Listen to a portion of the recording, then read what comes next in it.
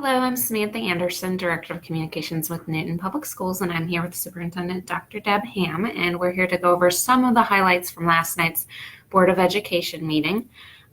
First of all, there was an update on the superintendent search. Can you just let us know the news there? Yes, the board started last night about 6 o'clock interviewing two firms that would conduct the superintendent search for the district.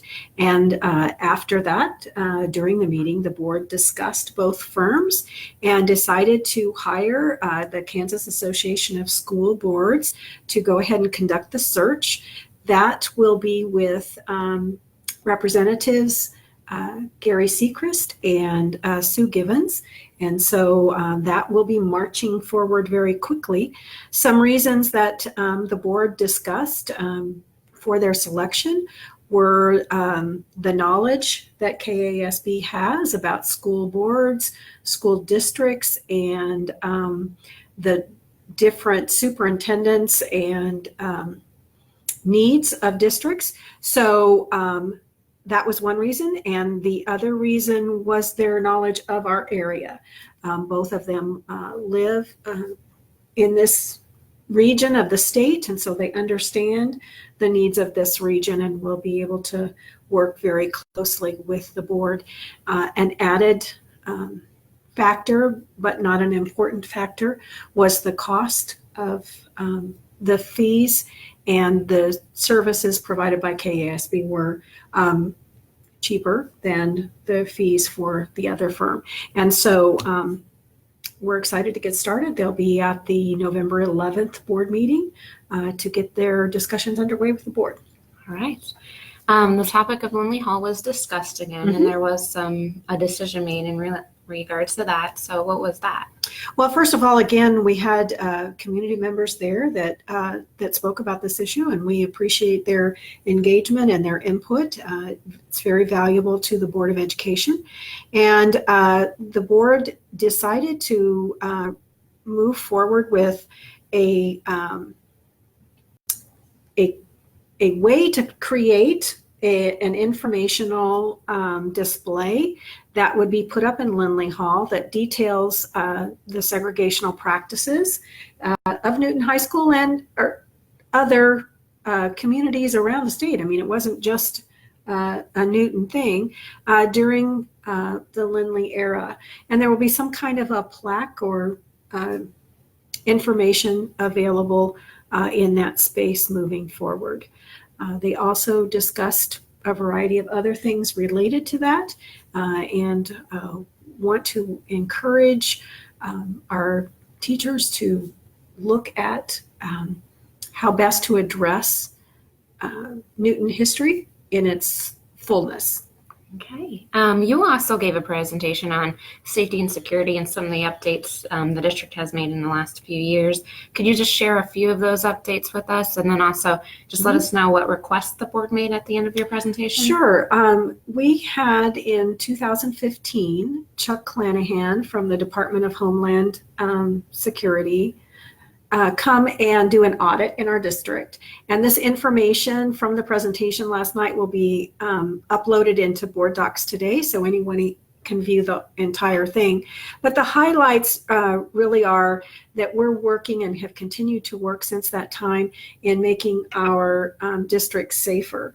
And so I just reviewed with the board some of the things that we have done that were part of the recommendations. In total, there were about 75 different recommendations made, and we covered about 35 of them last night. We have implemented doing background checks for all of our employees. We also do that for volunteers. So if you are volunteering in our schools, we conduct a background check as well. We've added cameras to our buildings and to our buses, and that again helps maybe deter some behaviors and also to provide an avenue for administrators to see what actually happened in certain situations. We've also improved our bus communications in that all of our buses now are on the statewide system and can communicate no matter where they are in the state. And this really broadens how well we can communicate with one another. Prior to this, they could only communicate basically within the city and a little bit into the county, but we had a lot of dead spaces. So this allows us to be able to communicate no matter where they are on their route or on activities in other places in the state. We've also added those same statewide radios to all of our schools and departments. So administrators have those, and we can communicate with any school, and any school can communicate with another school in the event of a crisis. We will not have to rely on phone systems or cell phone towers to be able to have those communications. We have also started the process of adding security film to buildings, and that was one of the recommendations. Again, it's more of a deterrent or a way to allow for additional time for our staff to respond in the event of a crisis. We have made improvements to communications in general with some of our technology. So for instance, on our website, when there would be a crisis, you would see that going across the top of the website in red. Also for weather closings, those kinds of things, that banner will be displayed on our front page of our website. And then we've also are getting ready to roll out some different things that will include an app for phones for crisis alerts. Our staff has all been trained in ALICE. That includes our substitute teachers. So we have trainings twice a year, once at the beginning of the year and once at the end of the year, and we drill on those throughout the school year. We have developed and implemented a security plan that includes also mental health and threat assessments, and made improvements to our infrastructure for our district data systems so that we're less subject to be hacked and keeping our data safe.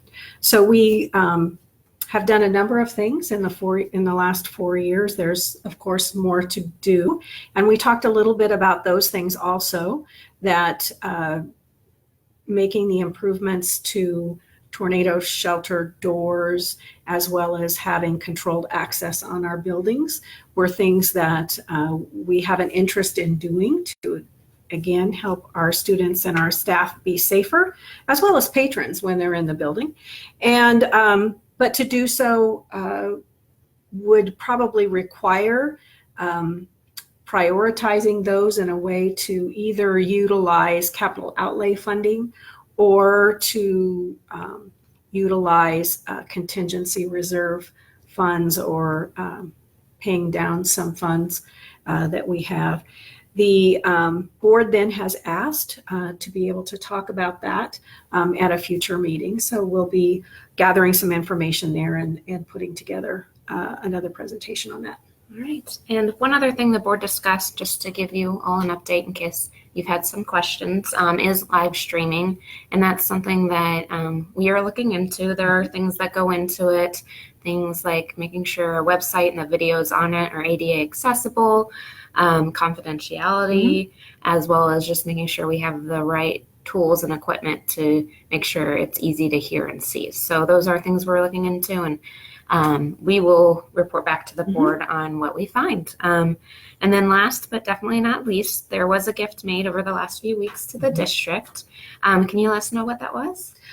Yes, we received from Casey's General Stores a donation for $100 that will go to help support the new Newton Railer Robotics, and they're getting ready to go into their competition season. So we look forward to the great things that they're doing and appreciate the support of our community and businesses in their fundraising efforts. So thank you. Might also point out, last night we recognized our 2 Horizon Award nominees from our district. We have a nominee at the high school and a nominee for the elementary school. So John Buchanan was the elementary school nominee. And the math teacher, she started Yes. last year, and her name, and make sure I get it exactly yes, right. because it's a hyphenated name. So that's what I was thinking. Okay, Mrs. Mills Weiss. That's right. I was going to say Mrs. Weiss. Absolutely. That's what I was thinking. I'm like, okay, that's not right. So, Yeah.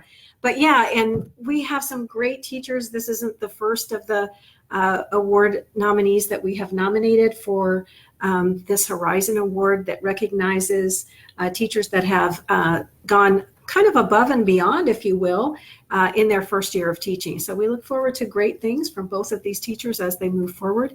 We've had some very fantastic teachers nominated in our district, so we're excited about that. All right. Well, we do actually have another meeting. It's actually a county city rec center school meeting tonight. We're all going to get together and meet, and that's at 7 o'clock at the Meridian Center, and that is tonight.